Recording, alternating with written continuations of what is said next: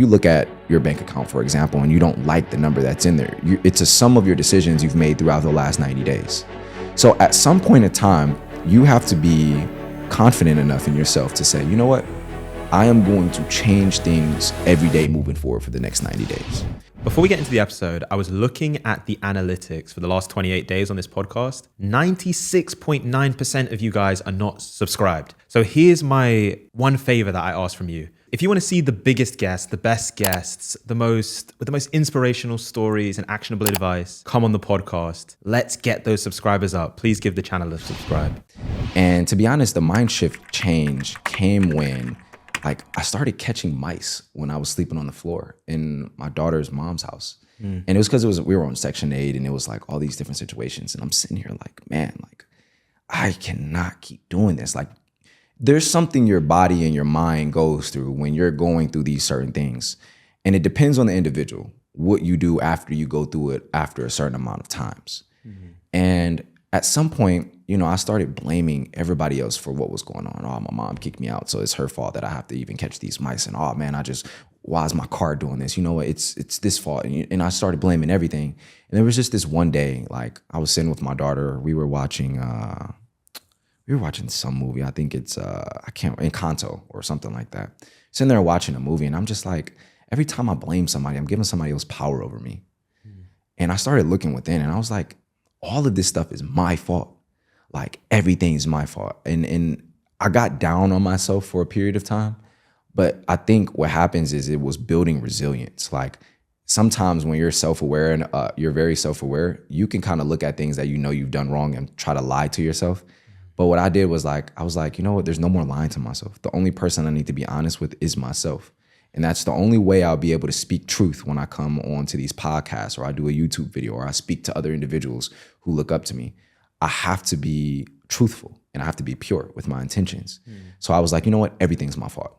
And the moment I said that, I took all the power back from everybody else. And I said, wow, like it's my decision on whether or not I want to wake up at 7 a.m. It's my decision if I want to go to the gym. If I'm fat, it's my fault. If I don't like my life, it's my fault. If I look at my bank account and I don't like the number that's in there, it's a reflection of what I've been doing over these last 90 days. So if I don't like it, then I should probably change. That's exactly what happened. And the mind shift is really changing your daily habits, you know, because I tell people all the time, you know, if you look at your bank account, for example, and you don't like the number that's in there, it's a sum of your decisions you've made throughout the last 90 days. Naomi Campbell gave you an opportunity. Virgil Abloh gave you an opportunity. Bella Hadid gave you an opportunity. They passed you the ball. And then you talk about the follow through. So I want to talk about both moments. So what were you doing that they gave you the opportunity? What do you think they saw? And then what was the follow through? How did you make sure you delivered? Yeah, I mean, good question. I mean, I was fucking grinding, man. It's like people, like I first worked in food. I worked for this company called Healthware. It's a chia bar and chia seed company that was acquired by PepsiCo. I was probably employee number 5 there. And I worked there out of school at Penn from about 2013 to 15, 16. But making $32,000 a year, maybe, sleeping on my friend's couch, fucking going. But I would, you know, you would have to prove yourself in that game, right? So I would be standing in fucking Whole Foods and Battery Park City. My friends who work at Goldman are coming in. I'm fucking chopping up chia bars, handing them out to folks. They're like, yo, what is Joe doing? Went to an Ivy League school. You got to swallow your pride. But that access that it got me to things and the stuff that I learned, right? So I was able to I made friends with people at Nike run clubs because this is before like whatever influencer strategy was a thing. I would show up to the run clubs. I would have some bars with me. Be like, yo, have some of these. I go run with them, meet them, do that type of thing. Infiltrate. Always show up. Always show up. I do that with Nike. I did that with Lululemon. I did that with whatever. Made relationships, right? I'm hosting free workouts, not getting paid, pop-ups on West Side Highway. Called them Ocho System Saturdays. Doing it. Showing up. Clicking away. Then I got the Nike deal. Then I'm continuously upskilling. I get the Nike deal or Nike situation because Nike comes in and scouts a class. It was called Run Strong. The woman who works for Peloton, Robin, used to teach it, right? She hit me up the day before one of the classes. She said, I can't teach this class. I'm out of town. Can you cover it? I had 2 choices there. It was an early class. I did not want to cover it. Yeah. I did cover it.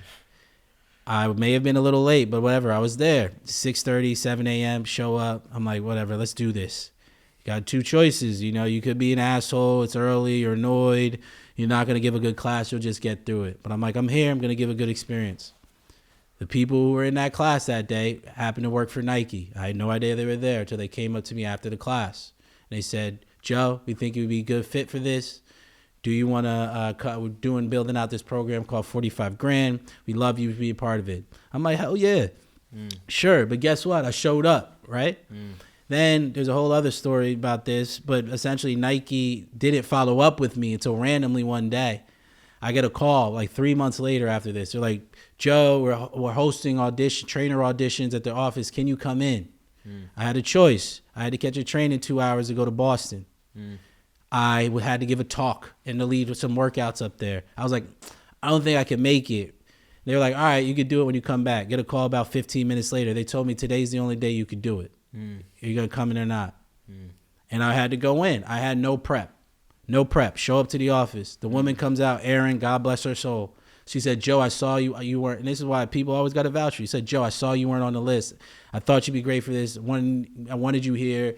I carved out a slot for you. I know you don't have much time. I'll give you 10 minutes to prep, and then you got to come in. You got to lead a workout for the people that are there. Have your music ready. Now I'm looking in this space, and there's, at the time, 2015, 16, this is all the who's who of the fitness space in New York City, right? And I'm like, I love this shit. I'm like, you know, kill your idols type of thing. And she gave me 10 minutes of prep. I went in there, did well, and I eventually, you know, things cascaded, and I started to work for Nike. And they brought me on. We are in upgrade season. This is about upgrading your paycheck, upgrading your enjoyment of your work. And that brings us to the sponsor of today's show, Free Agency. Free Agency manages and represents talent in the tech industry. They provide you with a dedicated talent agent that will help you find and win top of market roles. So if you are looking to build out your dream career today, Free Agency is the company for you. Go to the link in description, check it out. If you had have sat me down, the person I am today, and sat me down with the person I was that moved out, I don't think that I saw even half of the potential that I was. I don't even think I saw it. I don't think that anybody could have seen it in me. Looking back, I think that that toxic partner saw it, and maybe that contributed to the conflict in a sense, because like it can be intimidating that somebody, because he was 25, I was 20. So we had a little bit of a gap, and it's kind of scary to meet somebody that I was working at Wing House serving Captain and Coke. I was just a regular college girl. If I needed money, I asked my parents for it. Like there was no, you know what I mean? Like I had a car. I had everything I wanted. Like that was the norm. You know what I mean? Like not everything I wanted, but I had like, you know, stability that I felt like was fine. To then you seeing this girl kind of grow up in front of you, because it was over the course of like 3 years. Yeah, I was with him for 3 years. That I just kind of became something that I don't think he ever thought I could, or maybe he did see it and that created the conflict. But looking back, it's like I just became a demon in a sense. Like I know some women after heartbreak and things like that happen, they get promiscuous, and I was just so angry that I had let that happen to myself. I was so angry that my dad was right. There was so much resentment as a young woman. And yet I think I'm 21, 22 at this time, that I just took that and I just worked. And I made videos about it. A lot of people may remember me from my Facebook videos. It said like what she did after she got cheated on, what she did after she got evicted, what she did. Like it was just this breakup story that I took and just owned, because what else did I have? Like I made my bed and I laid in it, and it was just crazy. Like that's the only words I could put into it, because so many women get into it, not just men. Like a lot of girls, like at least in the South, like we can't rent cars because some boy we rented a car for wrecked it. We can't get apartments because some boy, you know what I mean? Like you're always hearing these horrible stories about women and dating and doing things for other people because you love that person so much that you're willing to basically fall on the sword for them. And then they don't talk about the woman that you become after. Like, and thank God, you know, by 25, I kind of let it go. But I would definitely say from 20 to 25, you can talk to me. Like I was just on 10. Like, I just had a take over the world type of mentality, and it paid off. Like, I'm really grateful for my experience, but I also know that the person I was had to die to be the person that I am now. And sometimes it's hard to let go of that person, especially that innocence to that resentment and anger to a person that's at peace with how it happened. Like, I'd go on Fulton Street and I'd see all these really cool Black-owned businesses. And I just had every reason to believe that I could do something like that just as cool, but myself. So I got to a point where I was prepared to do it, and I'm strategic. So I had gotten myself financially prepared, like my living situation, my lifestyle. I was set up to really dive in and do the business. And so on April 1st, April Fool's Day, I gave notice, and I gave a month's notice. May 1 is my first day where I'm going to be just like sitting in a cafe and working on my business plan, very casually. And that's literally May 1st. And I'm sitting in a cafe and randomly asked the person that was serving me, like, if they know anything about the rents around here. And the guy's like, no, but my landlord's in the back and he owns everything around here. You should talk to him. That, like, one conversation on day 1 of not having a job led to me having a lease, keys, and a space within less than 60 days. And so now I'm forced to implement everything that I've been creatively writing in one notebook for the last 3 years. And I just think at that time, I just didn't care. I was like, yeah, let's do it. And I didn't really know all the different places I would bump my knees and knock my head. And I just didn't understand that at the time. I hadn't opened a business in the city of New York before. You have no idea how tough that is, So I thought I could do it. And I think it's great that I thought I could do it. I think now I'd be like, oh God. But then I was like, yeah, I just need to get some keys and get a place and put some wallpaper up and it'll be fine. You know what I mean? Like, I just was so naive, it worked.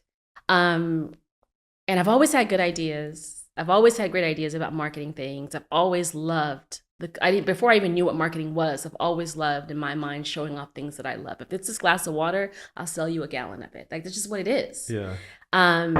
So I knew I wanted services at that time, nail services, beauty services, to be fun, to be chic, to be affordable, to be uplifted, and just be upgraded overall in Brooklyn. And I thought that I could do that. And I thought that I could take that task at hand. And I did it. And I did it well for 10 years. And so much so that I opened multiple businesses. But 5 years into the 10 years, it no longer stimulated me. I was already on to the next, because I already told you I'm not excited about anything for too long, and I'm always thinking about that next chapter. So 5 years in is when I personally was checked out and was like, what's next? What else can I be doing? And I'm just noticing that, the only people really making money were the landlords and the realtors, because they were like releasing the spaces or renting the spaces or selling this. So I was like, oh, those are the people that are making money. And I have people in my personal life that are really heavy in real estate, and I see the difference. We're coming out of the recession, but they're coming out faster. So I'm like, I love a note. Okay. Because I remember like just 3 years ago where you were, and now, voila, like you've dug yourself out of this recession hole. That really was a real estate crisis. But I noticed that real estate people were coming out of that hole faster. That brought my attention to real estate immediately. And I had a best friend that always thought that I should have been in real estate, like literally has never let it go. And I said, okay, I'll just get my license. I'll just try. And then I decided to get my license to sell houses because I was going to make a lot of money, and then decide to do another beauty business, something that wasn't so taxing, something that didn't require so much of my time. And I get in, and I'm in for a year, and I'm addicted. And so now it's like, I know I will be selling real estate. I always tell everybody I'm going to be 80 years old, just clicking around. I have a townhouse to go sell. I'll be right back. I know that I'll always do it at some level for the rest of my life. I've made that decision about a year in, because I do love it. I didn't expect to love it, but I love it. And I get in, and I struggled in the beginning a lot. But once I got my footing, as I do, I run, and I run faster, And that's why I say that's the gift, because there are people that I believe are working and trying as hard as I am. But what I am so grateful for is when I really put my mind to things and really work hard, my results are amazing. That's the gift. That's something I don't take credit for. That's just fortune and being, just being fortunate, I think, because I can't say that I'm working harder than everyone else. I do get great results though, because if I really zone in and focus on something, I'm gonna kill it. There's no doubt about that. People do stuff that is fucked up. Like, you're like, damn, why'd that happen? Damn, why'd he do me like that? You've got to, you constantly are developing that over time, because we all have soft spots, we all have weak spots. And like, that's where the universe, that's where God speaks to you and says, here's what's going on. Here's what you need to see. The whole thing is just a revealing of your character, a revealing of your spirit, a revealing of your person over life. It's just, I believe the entire journey of life is you're waking up the entire time. You're waking up. So yeah, I had some moments like that. I had some moments where I had to put up the middle finger. I'm like, I'm going to live or die on this. You know, when your back's against the wall and you could lose everything, right? You could literally lose everything. You got to make up in your mind, what's the one thing I can't lose? What's the one thing, if I could lose everything else, I can't lose this. If you decide it's like my dignity, I can't lose my dignity in this process. You found something out about yourself in the process. I went through a situation where exactly like that, professionally. You know, someone came to me and there was in a position of power, flexed on me hard in front of everybody. And it was just like, here's a moment where you define yourself. You know, Biggie said, ready to die. Mobb Deep said, survival of the fittest. What are you about? But if you stand for something, it's not ego, right? You can live. But if it's ego, the sword has to go both ways. If it cuts their head off, it has to cut your head off too. But if you're standing on something, you can survive it. So when I stepped two, I said, listen, you don't pay me enough for me to sell you my dignity.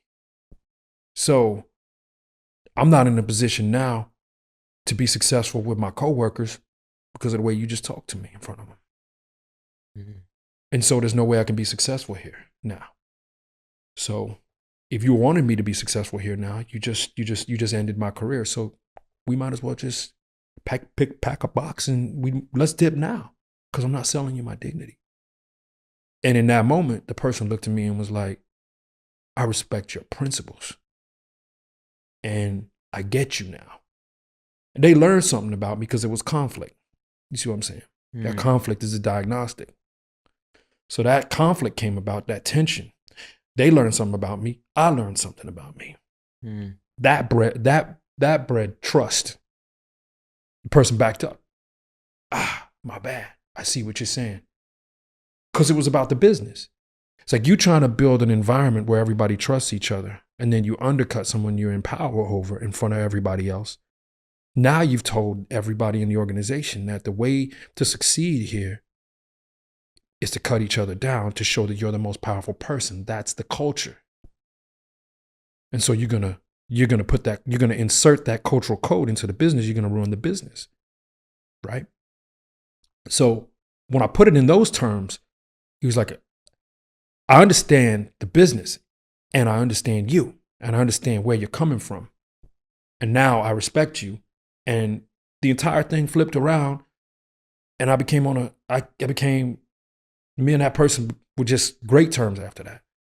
But that's the point when, and look, I had everything to lose in that moment. Everything. You know, my finances at that point in time in my life were not great. I had just come back from an L. Literally had just come back from a huge L. Crazy L. I needed that job, bro. But I needed to be who I am more than I needed that job. And whatever I was going to go through if they did walk me out the door was way less than what I would have went through staying there. When you start looking at things from this point of view, and then you start asking yourself, well, how do I make my first 10K month? Well, what lane are you trying to go down? Who is the best in this lane? Can I learn from them? Can I network with them? Can I watch all of their YouTube videos? Absolutely. Can I consume every bit of piece of knowledge? Not every piece, but like, can I consume way more knowledge on it? Can I put in an hour to 2 hours a day to learn about Facebook ads, to learn about marketing? Because I'm being honest with you, like, every company needs ads. Every company needs marketing. Every company needs operations. You learn one of those three first, and then you go in whatever order you want. I can tell you that you'll make 10K a month. I don't think making 10K a month is extremely difficult. I think that it's the lane that you choose to go down to make 10K a month. It might just be more difficult than others. So like agencies, you know, it's a lot easier to solve a person's problem who makes $1 million if you know how to solve it than it is to solve a person who has only $2,000 and wants to make 10,000. Because that individual who's making multiple millions or multiple six figures, they're willing to pay you $5,000 a month to fix this one part of their business that will affect their bottom line. So how do I solve bigger problems and then deal with people who make way more money? And then if you are going to go the route where you're dealing with people who may not have as much money, how do I play the volume game? How can I play this game so well? What unique edge do I have that I can play so well to my advantage to where the volume comes a lot easier and I don't have to spend as much? So for me personally, like I didn't learn this until last year that my unique edge is being able to make content and being able to make ads. Like it's something that I am very, very, very good at. Like I don't need a script. I don't need anything. You just tell me what the company is. You tell me what the product is. I will get in front of the camera. You give me literally 3 minutes. I'm good. And it's just a snap of a finger. It just goes. But not everybody can do that.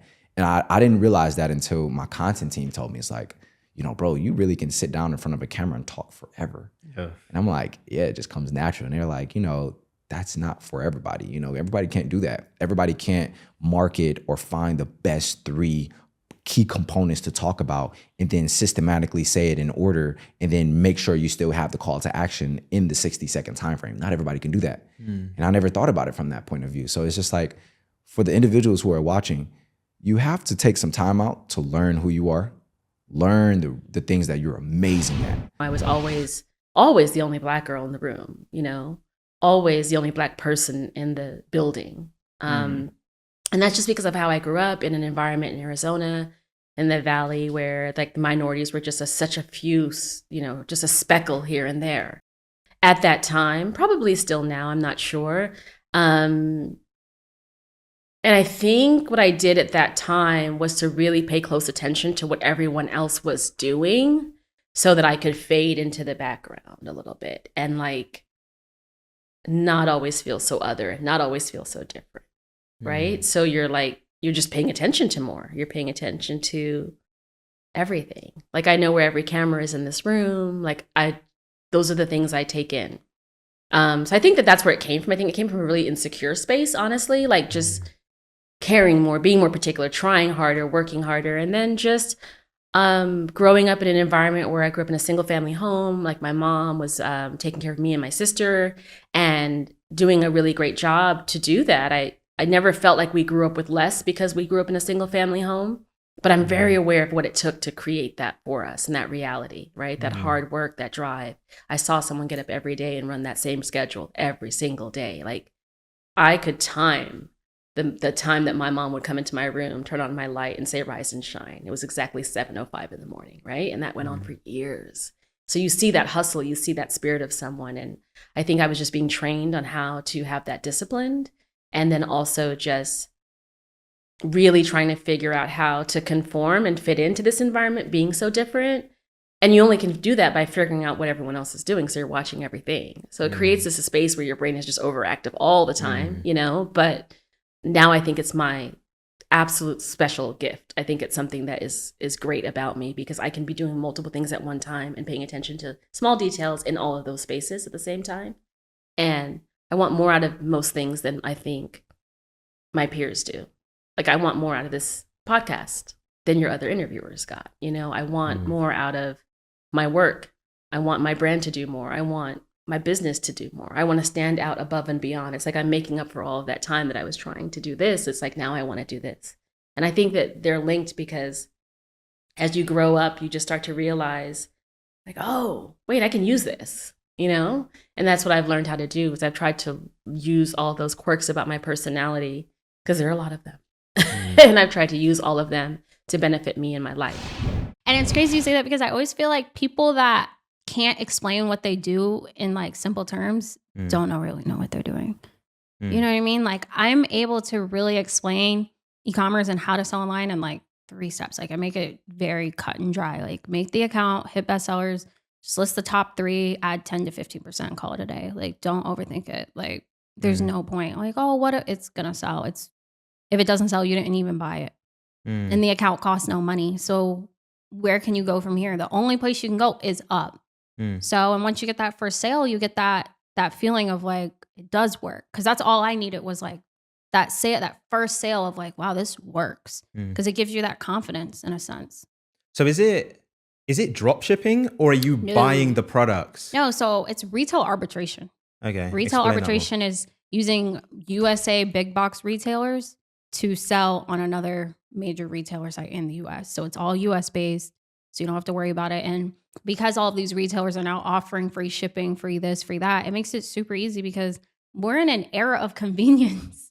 People don't want to do anything themselves, which, you know, if you're on the other side of the fence trying to make ends meet, you can literally make at least 2-3 grand on convenience. Because I've made millions off of convenience, just simple convenience, which is where the term like, oh, scam, like, no, it's convenience. You're selling convenience because yes, you could cut your own hair, but you don't want to. Yes, you could go downstairs to Starbucks, but you could pay somebody to bring it up. Like we're in an era where people pay for their convenience. They pay for first class. They pay for Uber Eats. They pay for people to like, they're paying so that they don't have to do it.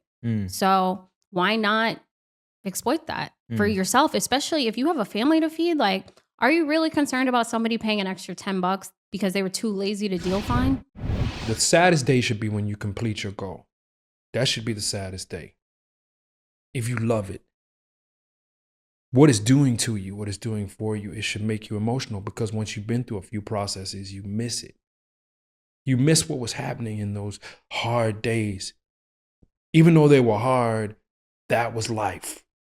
I was living, I was alive, I was here. You know what I'm saying? Ultimately, everybody feels that calling to feel like,